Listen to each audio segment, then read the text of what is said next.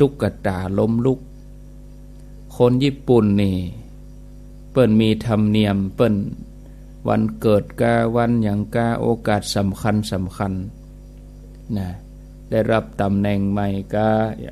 วันเกิดกาฉลองอันนั้นอันนี้อีนะเปิ้นก็จะมีการมอบตุ๊กตาล้มลุกนะตุ๊กตานี่ก็จะเดินไขลานเดินไปแล้วก็ล้มแล้วก็ลุกเดินต่อไปพอแล้วก็เป็นดีม่วนนะพอแล้วเป็นความเพลิดเพลินก็ได้แต่ว่า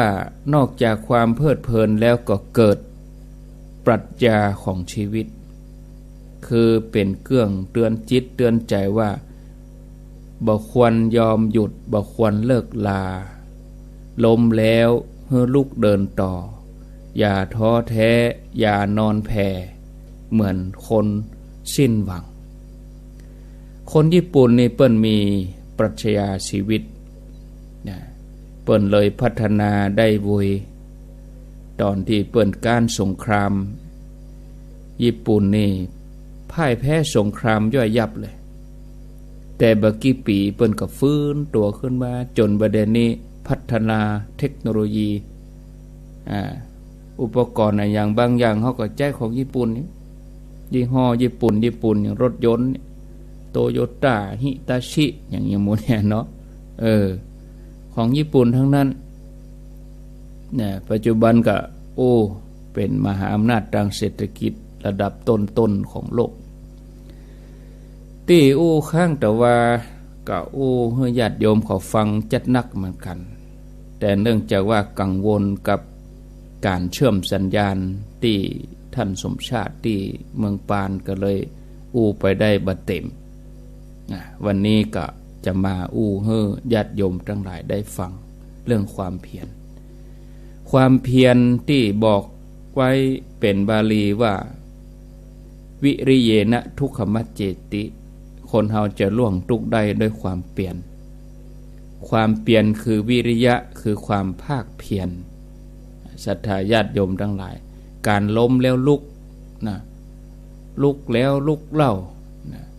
ญาติโยมทั้งหลายทอดเป็นธรรมะนั้นคือวิริยะคือความเพียรคือความหมั่นบ่ได้หมายถึงเนี่ยอย่างจนหามรุ่งหามค่ำบ่ฮู้จักพักผ่อนนะคนเรียนหนังสือบ่เจว่านั่งอ่านหนังสืออยู่หั่นตั้งแต่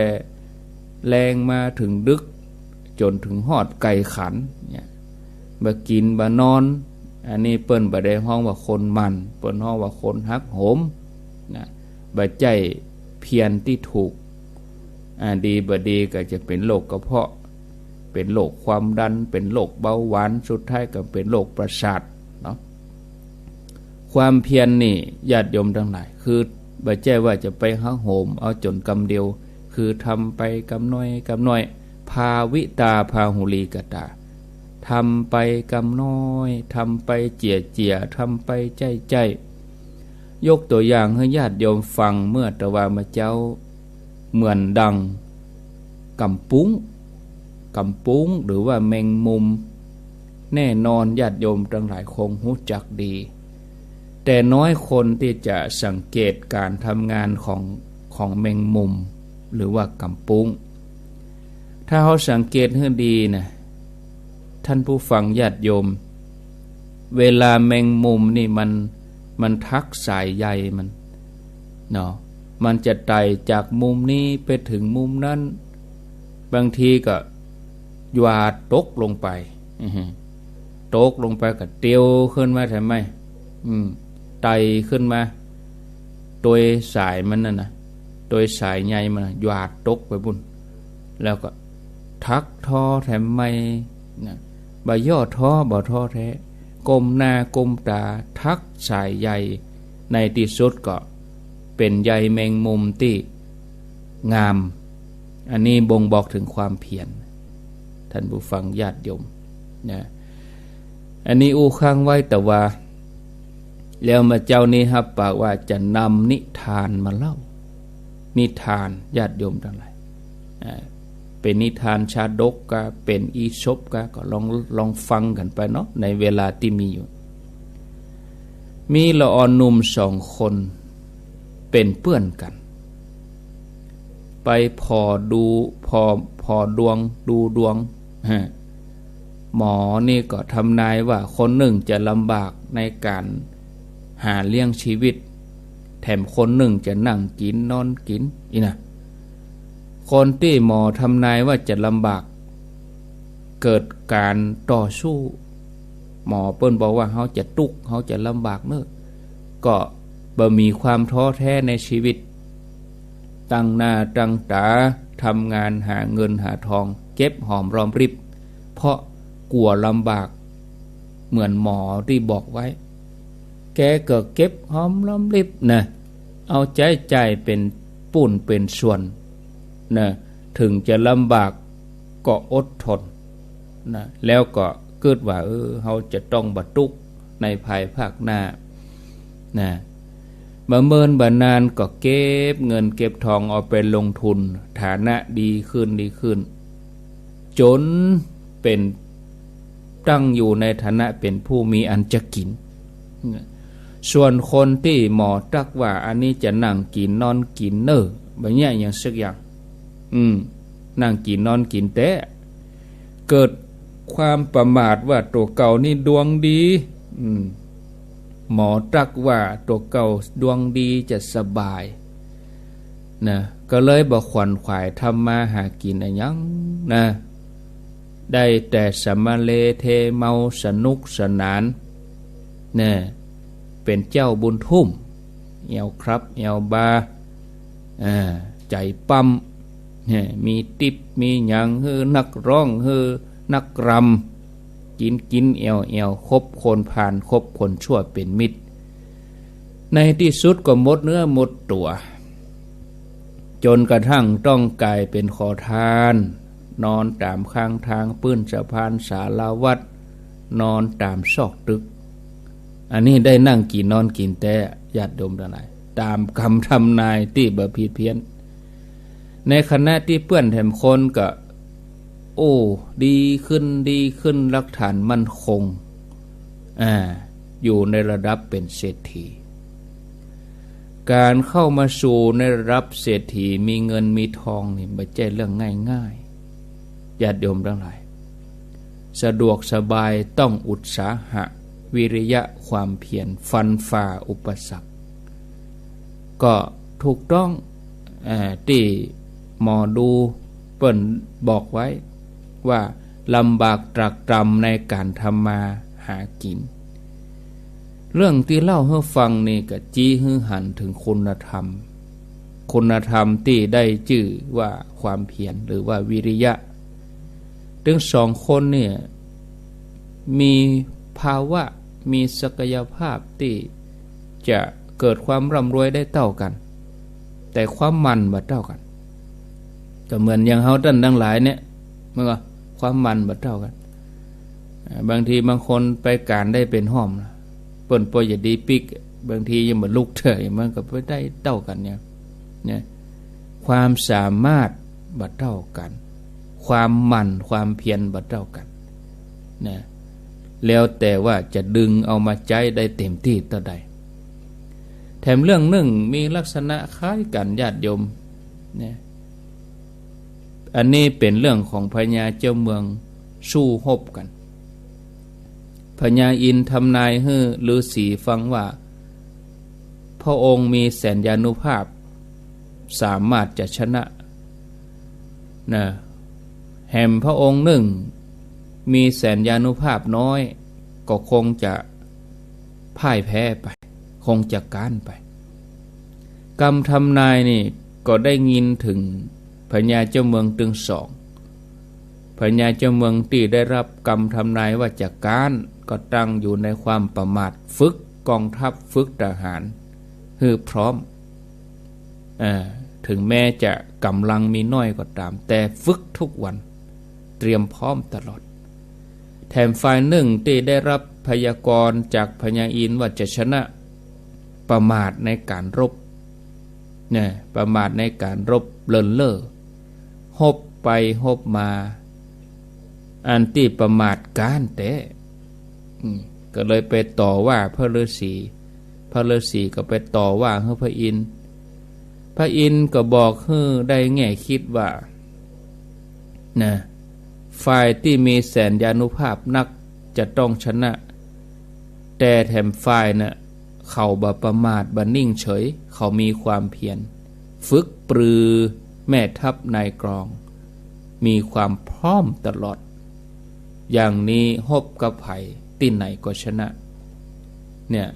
ญาติโยมจำไว้เตอว่าคนที่มีความเพียรเทวดาก็ยุดบ่ได้นะคนที่ชอบไปดูลายมือดูหมอคำทำนายอย่างต่างๆนี่นะอันนี้เป็นเ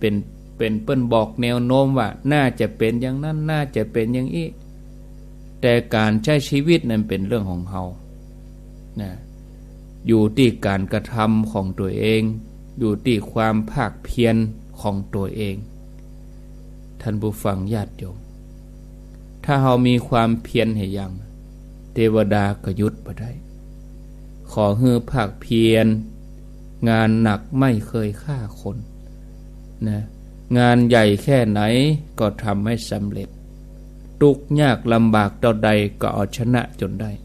อันนี้เป็นความจริงญาติโยมนะบางครั้งเพียรอย่างเดียวบ่พอนะมันฮึดตึกบ่มีบุญมาเสริมก็ยังว่านะเขามันแต่เขาบกปอหินเป็นได้ถึงบะมั่งบะมีมันบุญต้องเสริมตัวต่างกับเห็นบางคนจับอะไรยังก็เป็นเงินเป็นทองหมดกรรมก็ประกาศแคลกเพราะต้องประกอบด้วยบุญและปัญญานะขยันอย่างเดียวมันอย่างเดียวบ่พอต้องขยันบวกกับความฉลาดและบุญเป็นตัวหนุน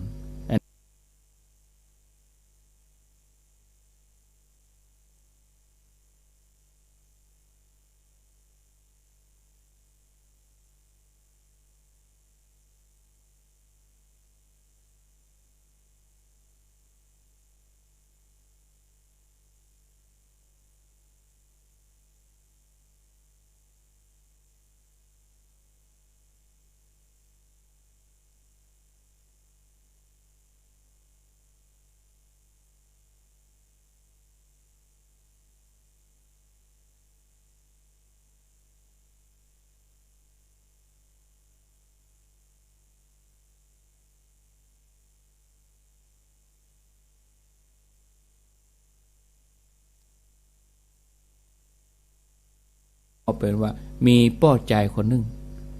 การละครั้งหนึ่งมีป้อใจคนหนึ่งป้อใจคนนี้มีอาชีพปลูกสมุนไพรขายในหมู่บ้านนะกระทาชายที่บ่มีชื่อคนเนี้ยนะก็จวนคนเนี้ยแหมคนเนี้ยไปเลี้ยงลิงไว้หลายตัวตามภาษาคนฮักสัตว์แกก็พยายามฝึกลิงจนสามารถสื่อสารหูเรื่องแล้วก็ว่าสามารถภาษาลิงได้ก็แล้วกันนะอยู่กับลิงจนหูนิสัยลิงเอาเป็นว่าสื่อสารกับลิงได้นะวันหนึ่งแกมีธุระจะต้องไปทำธุระในเมืองสัก 4-5 วันก็เลยฝากหัวหน้าลิงบอกว่าหดน้ำต้นไม้กำลังปลูกใหม่ๆเนี่ยลิงนี่ก็รับอย่างดีรับกรรมอย่างดีผู้เป็นเจ้านายก็กำชับว่าหดแต่เนอะหดถึงหากปุ่นนะหดน้ำนะหดถึงหากปุ่นลิงนี่ก็ปาลูกน้องด้วยความขยันเอากระป๋องไปตักน้ำมาหด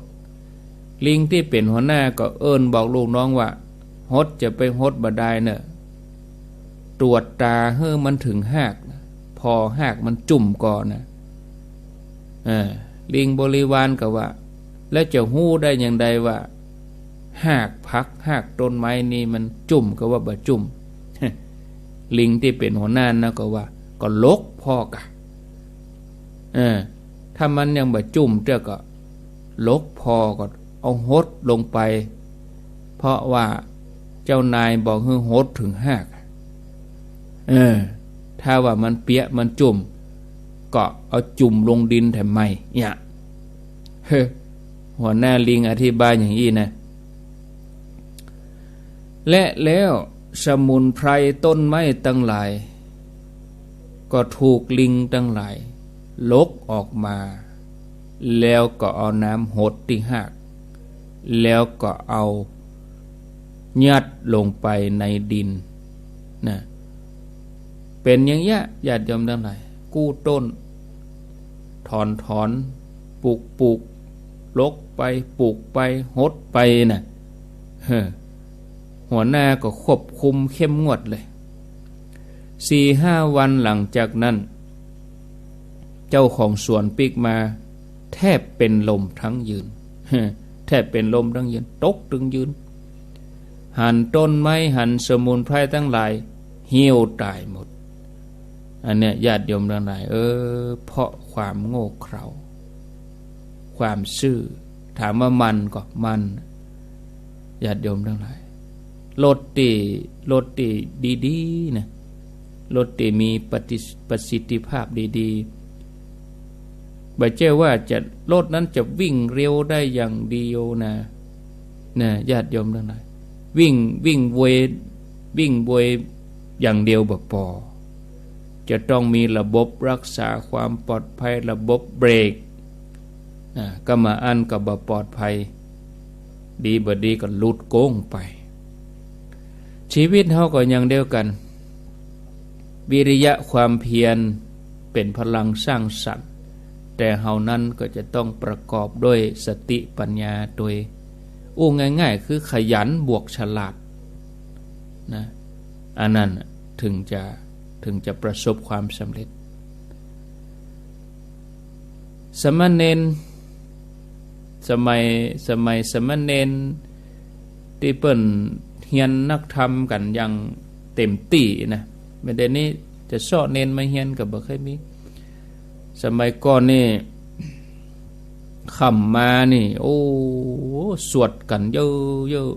ๆอยู่คนเจ่งศาลาอิงเสาคนเสา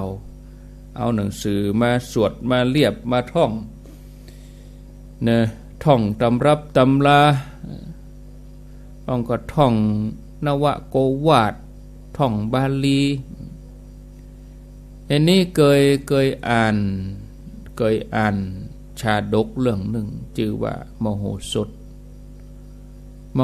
ถนี่เป็นความฉลาดของโพธิสัตว์เจ้าท่านผู้ฟังญาติโยมทั้งหลายนะแต่ถ้าเป็นการ์ตูนถ้าเป็นละอ่อนรุ่นเก่าก่อนนี่ก็คือเนนอิคิวซังญี่ปุ่นเพิ่นแปลงการ์ตูนมาละอ่อนนี่ฮู้จักบ่ได้นี่เมียนะอิคิวซังนี่ฉลาดเหลือเกินแต่ความฉลาดของมโหสถ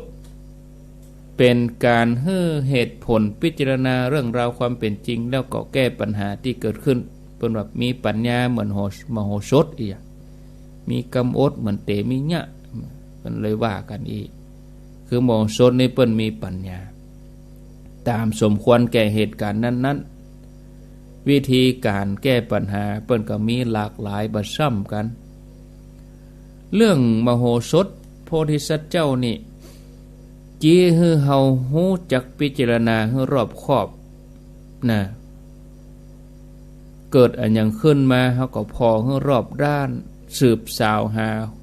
ความเป็นจริงพยายามแก้ปัญหาให้เหมาะสมกับ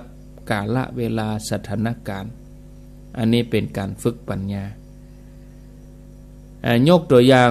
การแก้ปัญหาของมโหสถมาสักเรื่องหนึ่ง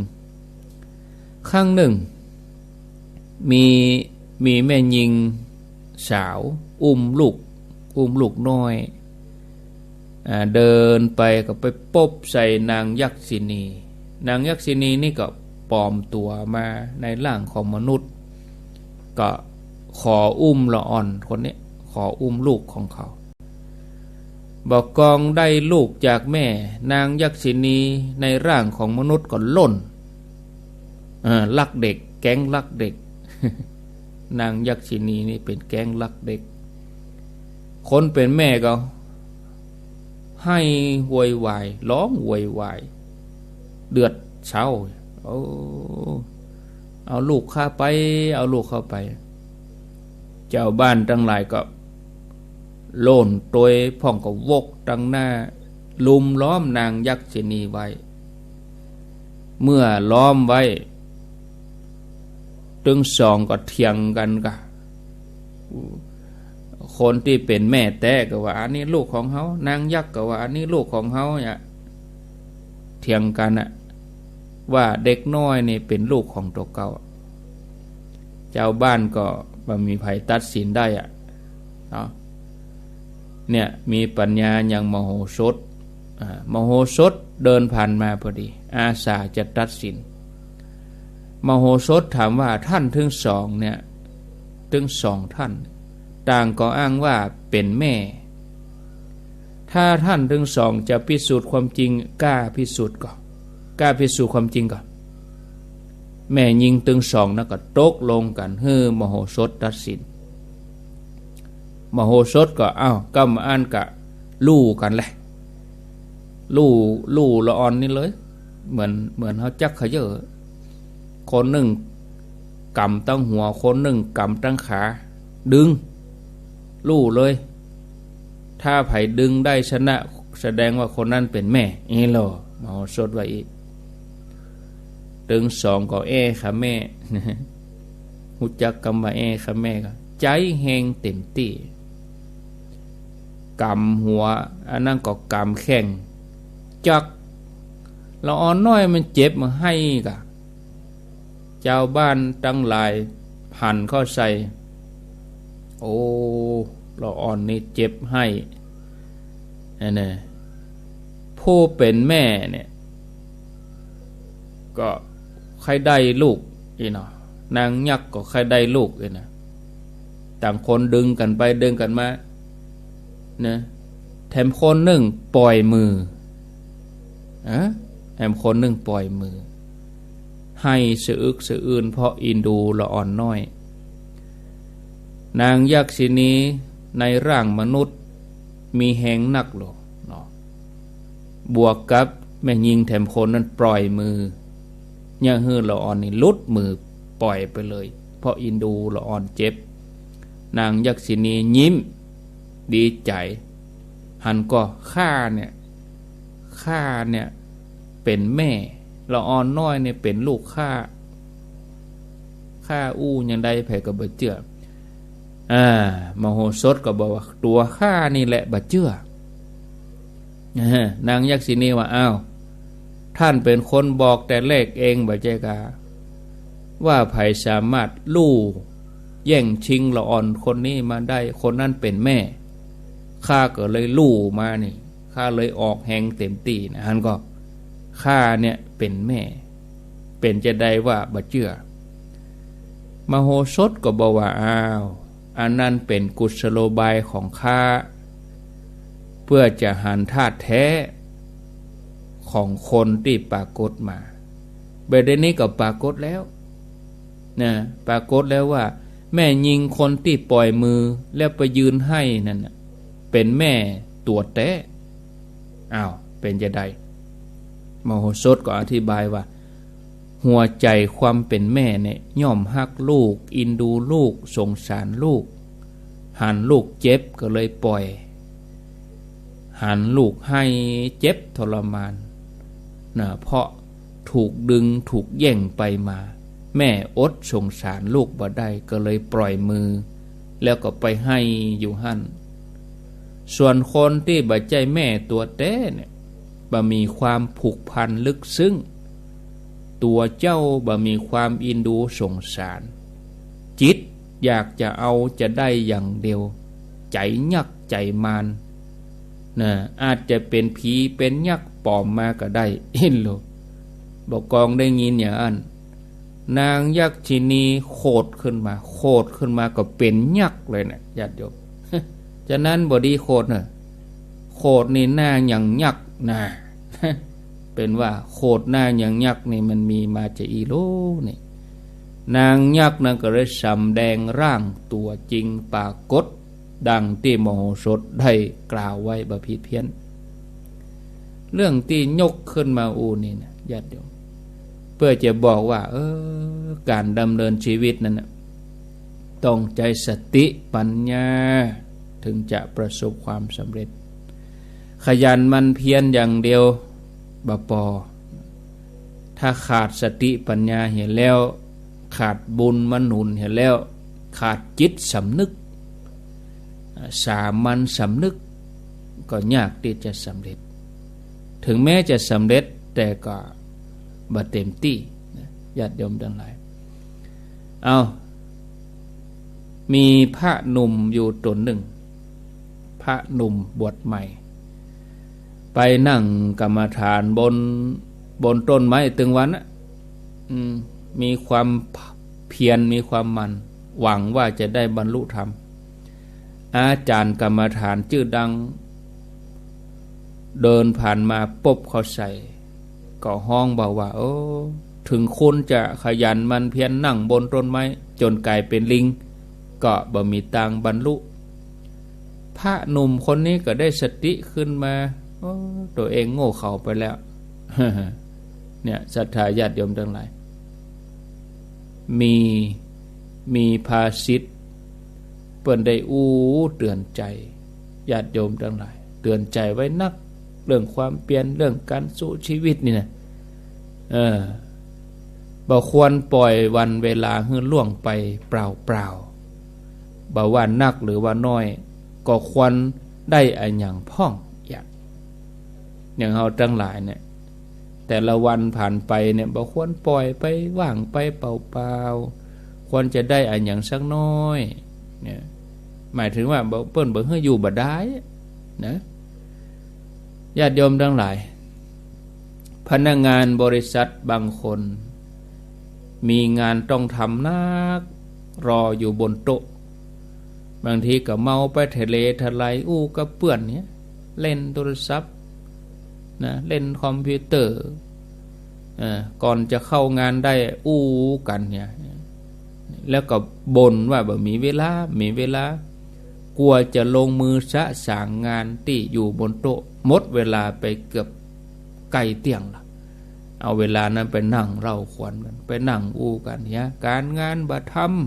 ำ งานที่ควรทำไม่ทำญาติโยมทั้งหลายจะนักจะน้อยก็ทำไปนะที่ควรจะแล้วเวยก็แล้วจาไปหรือบางทีก็บัดสำเร็จเลยนะศรัทธาญาติโยมท่านสาธุชนอันนี้เป็นเรื่องที่เอามานำมากล่าวมามาเล่าให้ญาติโยมท่านสาธุชนทั้งหลายก็ยังมีเรื่องราวที่จะเอามาเล่าให้ญาติโยมแหมนักอยู่เอาไว้โอกาสต่อไปเนาะอาจจะเป็นวันพุธวันเสาร์นี่มีเนาะวันพุธวันเสาร์นี่มีรายการเมื่อเจ้านี่วันพุธจะเป็นวัดจันทร์ท่านอาจารย์นิคมแล้วก็ช่วง 18:00 นนี่จะเป็นท่านพระครูวิสิตศิลพรวันเสาร์อาตมาก็จะมาปะญาติโยมก็คงวันติดท่านอาจารย์วรรณชัยเพิ่นบ่ได้อยู่เพิ่นไปแม่ห้องสอนตึงเมื่อเจ้า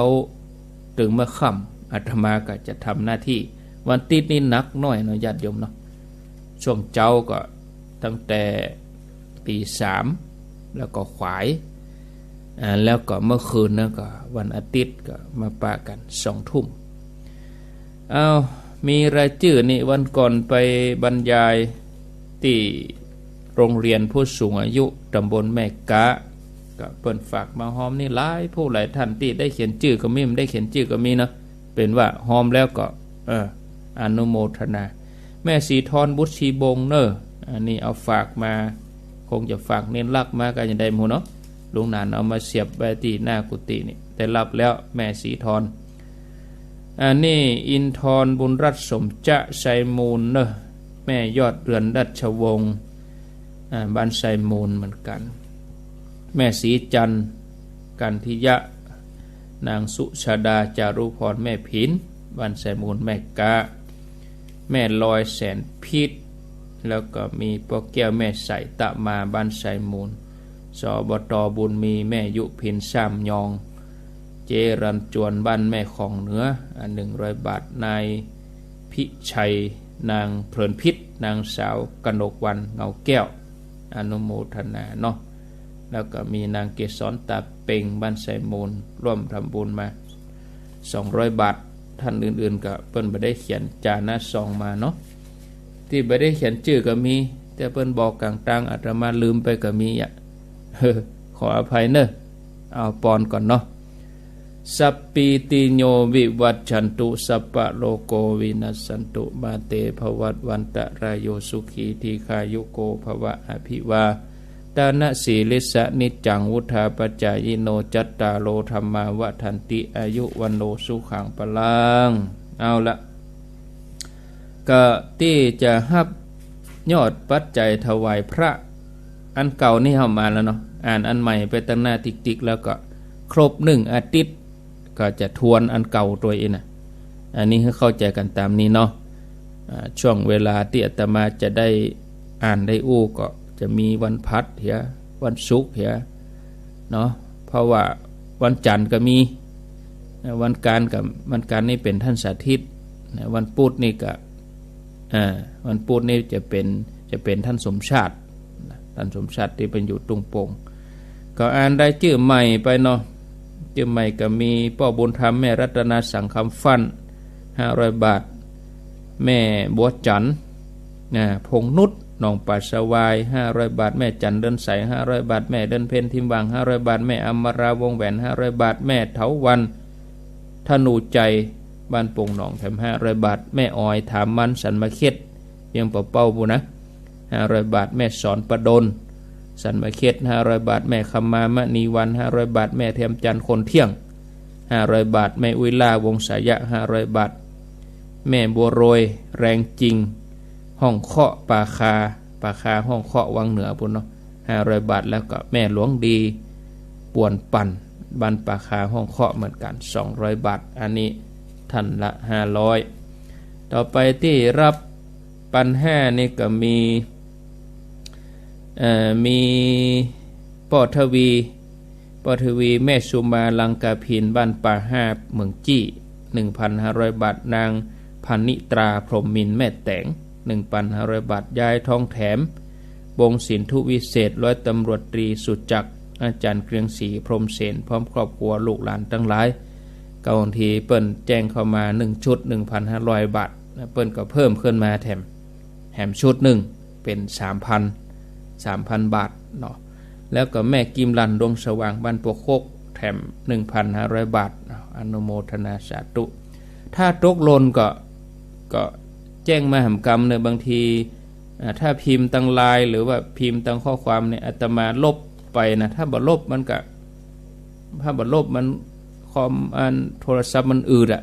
บางทีเผลอมือวยลบไปจื้อเปิ้นหายไปใหญ่นั่น อันนี้นะญาติโยมก็แจ้งเข้ามากรรมเนาะอันนี้วันนี้วันที่2ละก็วันที่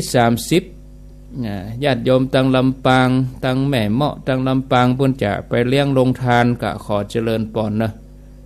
คนก็ประมาณ500ถึง 1,000 คนกะประมาณปันคนเนาะพระสงฆ์ก็50 รูปวันที่30 เมษายนเนอะวันนี้ช่วงบ่ายถ้าไม่ได้ไปไหนก็จะมานั่งอัดสปอตจะฝึกแป่งคนเดียวพอ อัดสปอตดูถ้าทำได้ครั้งต่อไปก็ง่ายวันนี้จะฝึกดูก็เชิญชวนเนอะญาติโยมไปสะเก้าดำหัวครูบาอาจารย์ที่สถาบันธรรมภิวัตรอำเภอแม่เมาะจังหวัดลำปางก็ฝากเชิญชวนญาติโยมท่านทั้งหลายตัวเนาะรายละเอียดอย่างใดก็ก้อยมาอธิบายญาติโยมไปกำน้อยนะเอาละเนาะพอค้างแหม10 นาทีสุดท้าย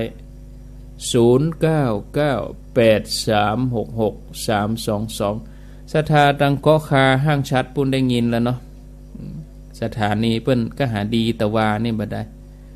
อันเนี้ยถึงบอกว่าเวลาวิทยุดังญาติโยมของเงียบเวลาวิทยุดัก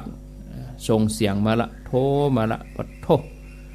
ยังบ่ได้ยินยังมันเงียบน่ะก็เวลาเปิ้นบอกคือโทรมาหากันพ้องเด้อดักปิ้ง โทรมาเจ้าเฉพาะอาตมาทุกรายการครูบาอาจารย์กู้โตนนะโทรหาเปิ้นพ้องอย่างน้อยเปิ้นจะได้ฮู้ว่าหมู่เฮาฟังอยู่ญาติโยมทั้งหลายเนาะหลากหลายพื้นที่เจริญปนเจริญสักการจ้าท่านพระครูว่าจะได้โยมพิษสมัยจ้าไม่ได้จอท่านพระครูชัดเมินพิษสมัยดอนตันมันก็ไม่ค่อยสบายก็ได้แพ้อากาศเนาะอากาศมันเปลี่ยนมันแสบคอแสบควันมันหนักเหรอเดี๋ยวนี้มันแสบตาแสบคอควันมันหนักก็ว่าก็ไปหาหมอโดนเจาะเลือดเจาะอย่างนี้อันนี้ร่างกายนี้ก็ดีอยู่หรือว่ากลายเป็นแสบคอแสบอย่างนั้นครับร่างกายเป็นรังแห่งโรคโมทนาเนอสาธุโยมพิษสมัยดอนตันแม่ริมเจริญปน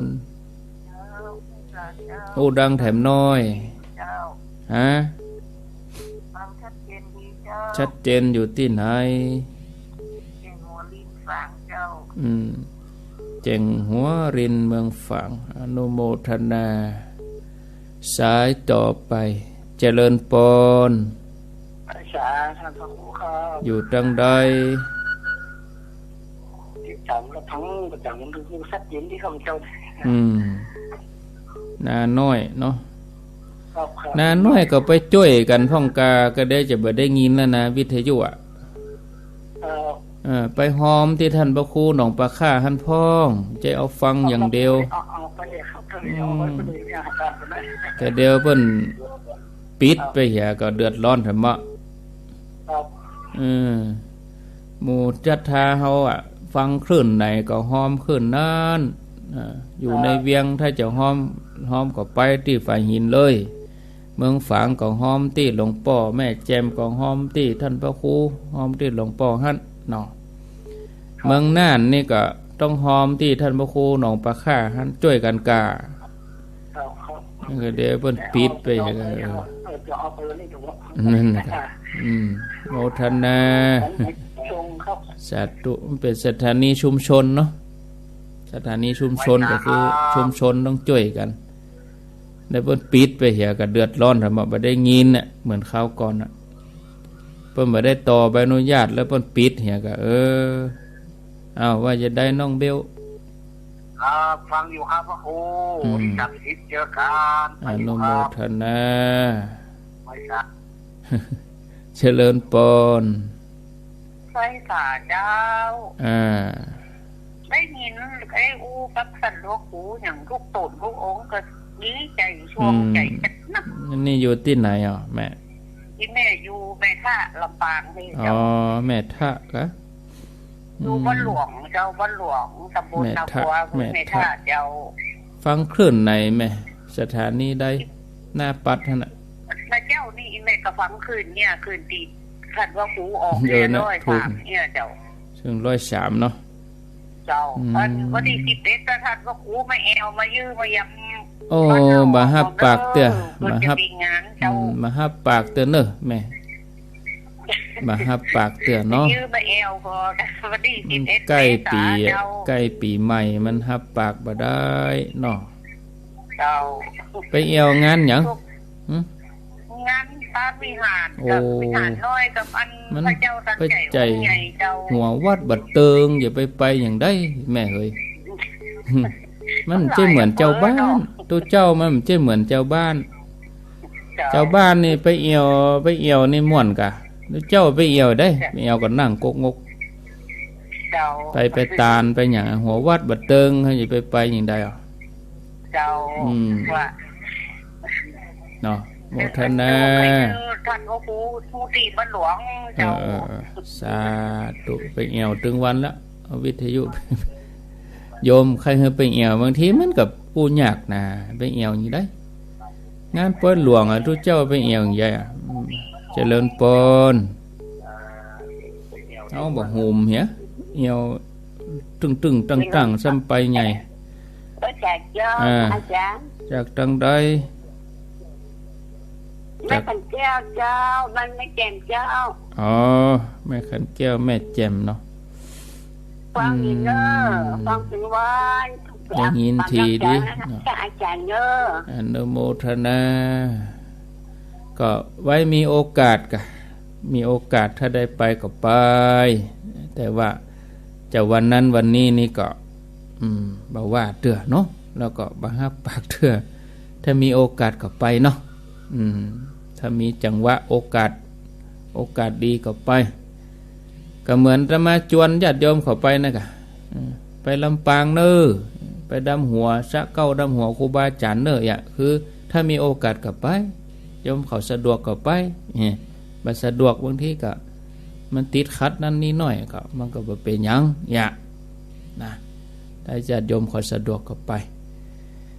0998366322ข้างแหม3-4 นาที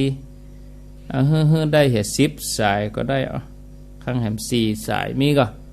สายมันจนกันเนี่ยเจริญปนเจ้าจากทางใดดอยสะเก็ดดอยสะเก็ดบ้านหยังก็ปาคาเนาะอนุโมทนาไปยังเวยเนอะโยมเนอะไปยังเวยจะหมดเวลาเจริญปนเจ้านมัสการเจ้าจากที่ไหนอันนี้โทรมาจากธรรมาภิวัตรเจ้าเดี๋ยวนี้อยู่เตียนลำปางปุ่นกะเจ้าอีกะตั้งลำปางต้องโทรมาผ่องกาจ้าดูแต่ไม่ได้โทรเจ้าไปดักปิ้งเหวกับหมูหูนี่อยู่แม่เหมาะนั่นเนาะเจ้าอยู่แม่เหมาะเจ้าฟังขึ้น 99.50 นี่กะเจ้า 99.75 เจ้าเดี๋ยวนี้ดูต่างแล้วได้ยินแล้วเนาะเจ้าดูต่างได้ยินแล้วเป็นสถานซบเตินนั่นน่ะกะเจ้าเป็นโยมแม่ของพระอาจารย์สาธิตเจ้าอันกะหยุดตัวท่านฮะเนาะเจ้าหยุดตัวพระอาจารย์สาธิตเจ้าที่30ปะกันเนาะเจ้าทำมาพิวัตรเพิ่นอยู่แม่เหมาะอีกะตั้งแม่เหมาะโทรมาพ่องเจริญปนสายที่เก่าเจ้ากัดก้อมนะเจ้ากกอกกะใจกะเจ้ากอย่างวางอยู่เนื้อเจ้ากัดก็แม่บุญโมทนาสายสุดท้ายเจริญปนสุดท้ายเจริญปนสุดท้ายแล้วดักเซฟสมัยการทราบมาโหอันนี้ทุติไหนทศจากไหนปงครับที่ไหนที่ไหนก็แพะปงครับแพะปงแพะปงบ้านห้องนี่นะแพะปงบ้านห้องนี่นะครับบ้านห้องเคยโทรมาหาครูหลายทีแล้วได้ยินชัดดีเนาะครับดีละอนุโมท